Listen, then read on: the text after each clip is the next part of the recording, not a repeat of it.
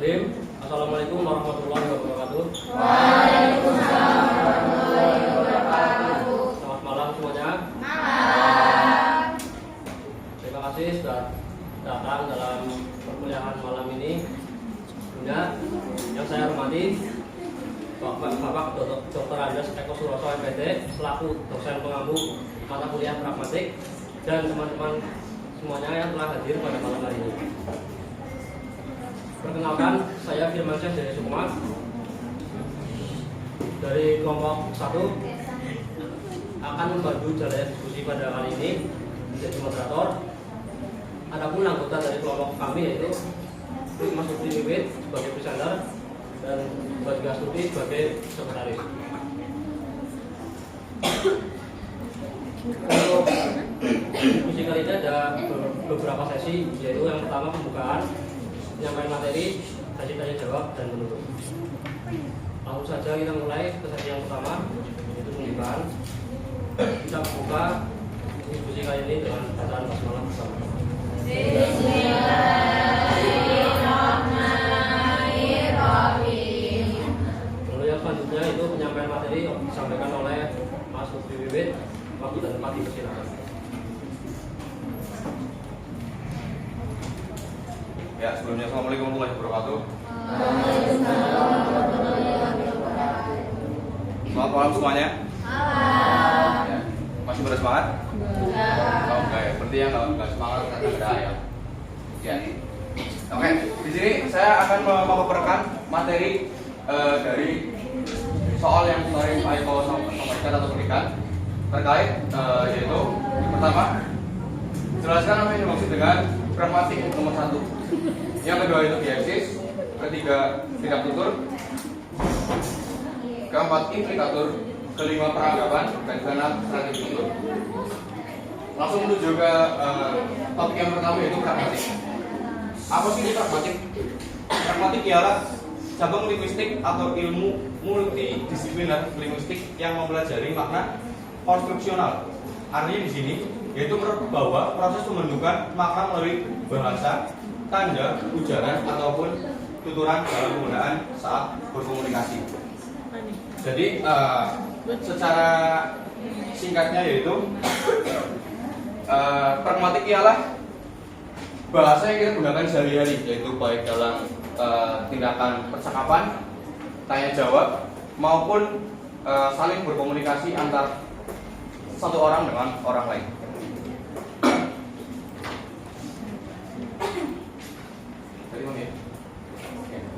Oke, adanya pragmatik, kita bisa belajar bahwa di setiap ujaran atau tuturan memiliki makna tersendiri sesuai dengan situasi di mana ujaran tersebut digunakan. Kemudian manfaat mempelajari pragmatik yaitu antara lain menjadi penutur yang baik atau kita bagi dalam berkomunikasi dalam penyampaian pendapat ataupun dalam sistem tata bahasa itu sendiri.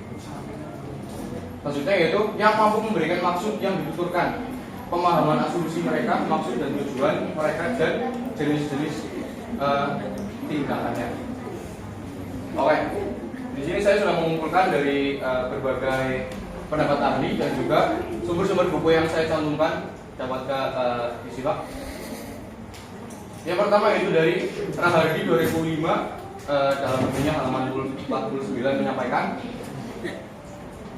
pragmatik adalah ilmu yang mempelajari kondisi penggunaan bahasa manusia yang pada dasarnya sangat ditentukan oleh konteks yang mewadai dan melatar belakangi bahasa itu sendiri.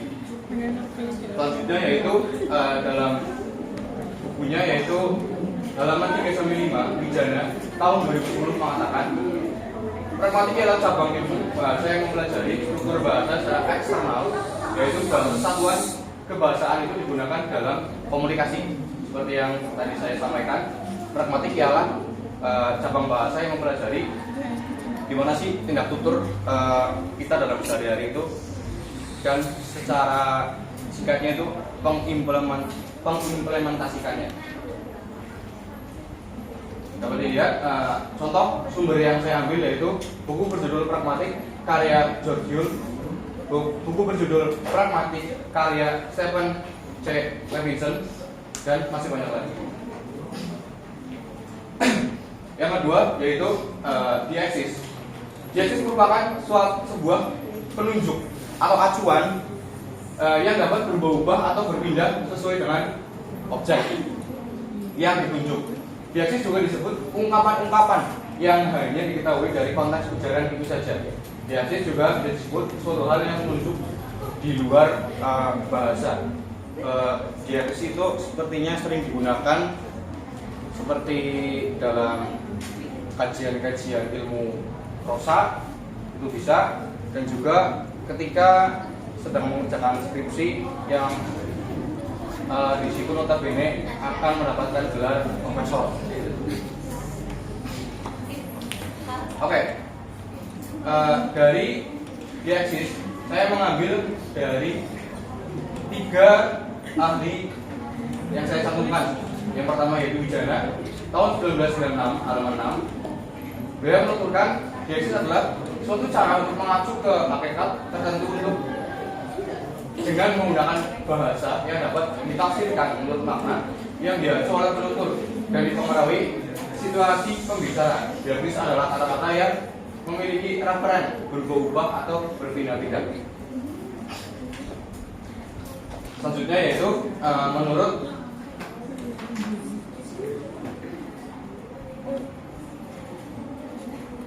Hasan Alwi tahun 2003 halaman 62. Kata dieksis berasal dari kata Yunani yaitu deiktikos yang artinya menunjuk atau menunjukkan. Dalam KBBI yang diterbitkan oleh Pusat Bahasa bahwa dieksis diartikan sebagai satu hal, fungsi yang merujuk sesuatu di luar bahasa, kata petunjuk, ketakrifan, dan sebagainya. Sumber yang saya ambil yaitu 3 buku, yaitu buku Pembelajaran Pragmatik karya Azhar, Andi Hamsyah, dan Asia M, buku Pragmatik karya Josjul, buku Pragmatik karya Hajah Iswah Adriana, STD FPD. Next, materi berikutnya yaitu tindak tutur atau speech act,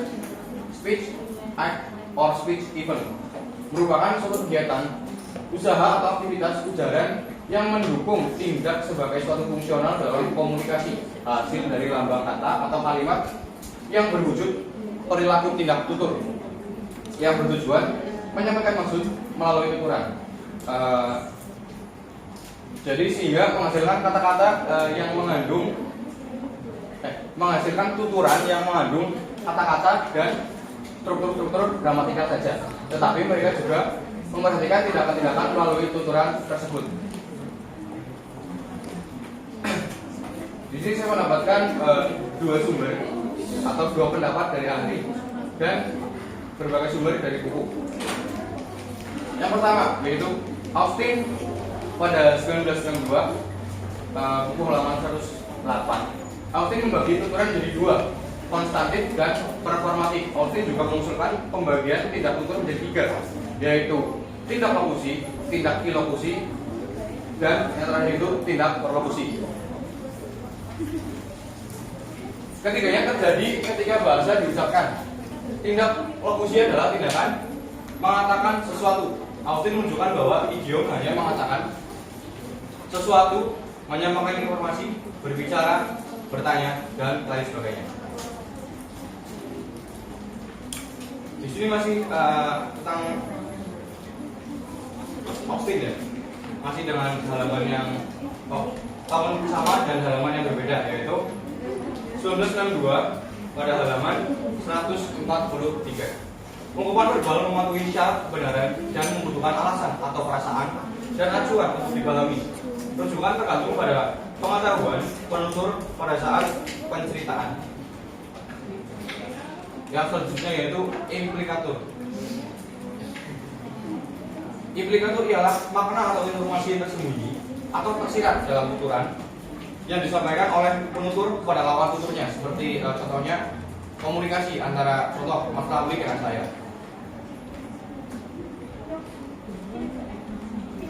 Implikatur juga memberikan gambaran tindak tutur tertentu.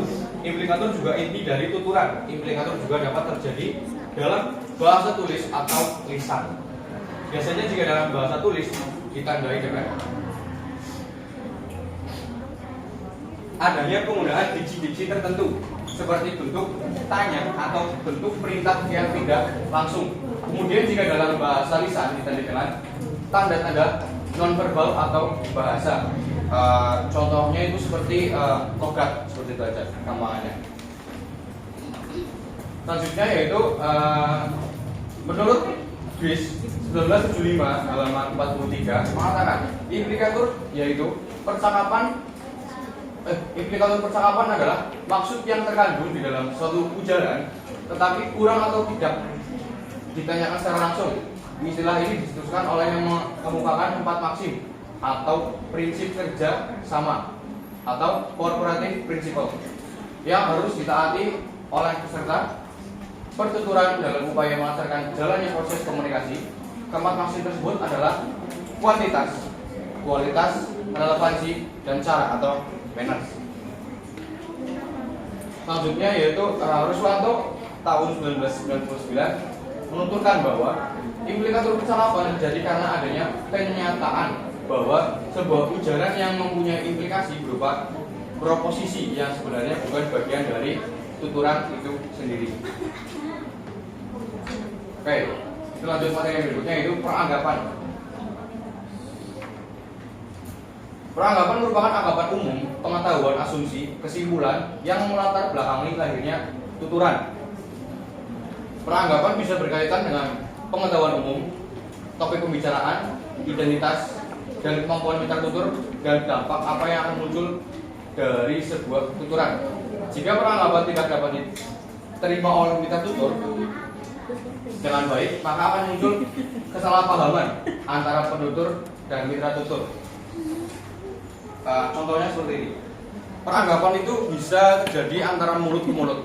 Contoh, Mas Firman mengabarkan informasi terjadinya kecelakaan di daerah Purbalingga. Secara tidak langsung, Mas Ramli juga mengatakan adanya kecelakaan di daerah Purbalingga. Namun, dalam kurun waktu yang lama, Mas Ramli mengatakan kepada Mas Jana bahwa kecelakaan itu terjadi di Aji Barang.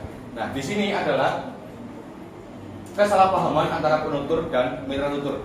Jadi, kesalahan itu terletak pada Mas Ramli.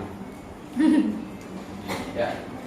Yang terakhir yaitu strategi tutur merupakan sebuah usaha cara untuk menjaga komunikasi antara penutur dan lawan tutur supaya tidak terjadi kesalahpahaman dengan tuturan yang dituturkan.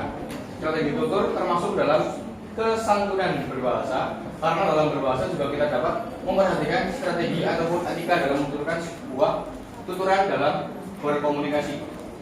Menurut Leach tahun 1983 menyebutkan maksim personal, yaitu antara lain maksim kebijaksanaan, kedermawaan, penghargaan, kesederhanaan, pemufakatan, dan maksim simpati. Oke, di sini dalam strategi tutur itu tidak jauh dari peranggapan tadi. Kalau peranggapan itu munculnya kesalahpahaman dan tidak kesalahpahaman, maka strategi tutur itu adalah strategi untuk kita berbicara kepada lawan bicara kita sendiri. Sebagai contoh, seperti tadi, jika Mas Ramli membahas sebuah topik dan akan disampaikan kepada lawan penuturnya, yaitu Mas Jai, maka dia harus memperhatikan strategi tutur yang akan digunakan. Apa, gimana, bagaimana. Oh ya, pokoknya 5W1H, kapan dan di mana. Jika kita memperhatikan strategi tutur yaitu 5W1H, maka strategi tutur itu akan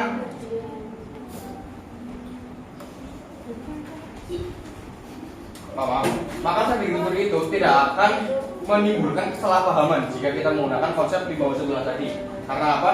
Strategi ketika kita berkomunikasi yaitu memperhatikan lawan bicara, memperhatikan topik yang akan dibicarakan, dan apa kesimpulan yang dapat kita ambil dari topik pembicaraan itu sendiri. Oke, mungkin terima kasih. Sekian presentasi dari saya. Kurang lebihnya mohon maaf. Wassalamualaikum warahmatullahi wabarakatuh. Waalaikumsalam warahmatullahi wabarakatuh.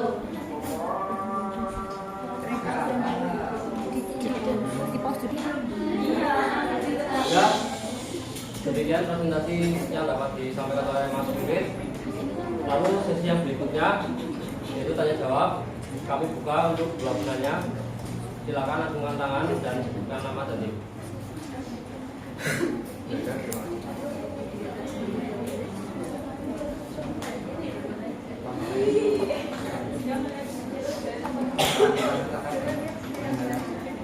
Ini tidak ada yang bertanya. Jika tidak ada, kami cukupkan.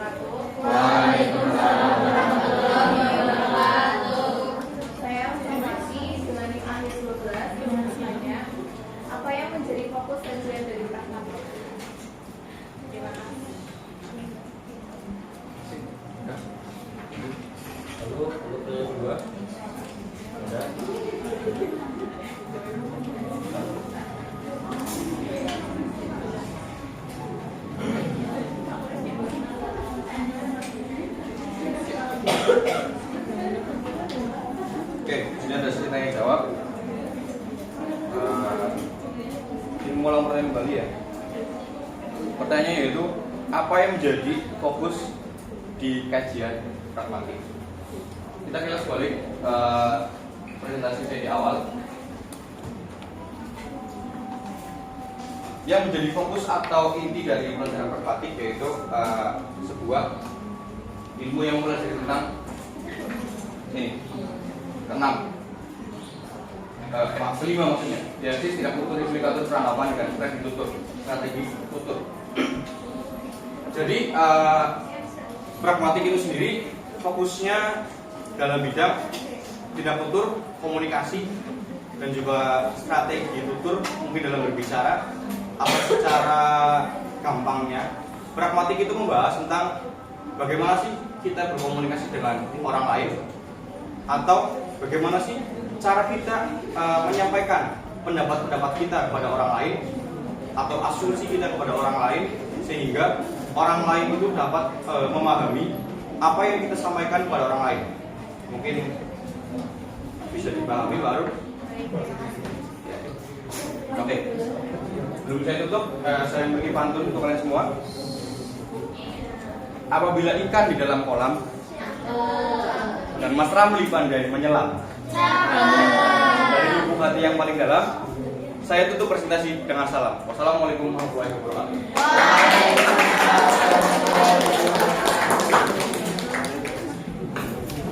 Alhamdulillah kita telah melakukan presentasi. Semoga teman-teman dapat mengambil apa yang telah disampaikan oleh Mas Wiwit, baik ilmunya maupun dari materinya. Semoga bisa bermanfaat untuk kita semua. Ya, dari kelompok kami mohon maaf. Wassalamualaikum warahmatullahi wabarakatuh.